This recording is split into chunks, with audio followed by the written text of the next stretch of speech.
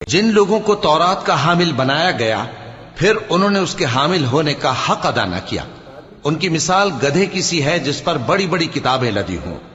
جو لوگ اللہ کی آیتوں کی تکذیب کرتے ہیں ان کی مثال بری ہے، اور اللہ ظالم لوگوں کو ہدایت نہیں دیتا۔ کہہ دو کہ اے یہود، اگر تم کو یہ دعویٰ ہو کہ تم ہی اللہ کے دوست ہو اور دوسرے لوگ نہیں، تو اگر تم سچے ہو تو ذرا موت کی آرزو تو کرو۔ اور یہ لوگ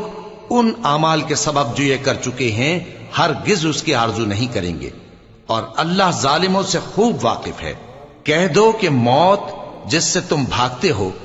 وہ تو تمہارے سامنے آ کر رہے گی، پھر تم پوشیدہ اور ظاہر کے جاننے والے مالک کی طرف لوٹائے جاؤ گے، پھر جو کچھ تم کرتے رہے ہو وہ سب تمہیں بتائے گا۔ مومنو، جب جمعے کے دن نماز کے لیے اذان دی جائے تو اللہ کے ذکر کی طرف لپکو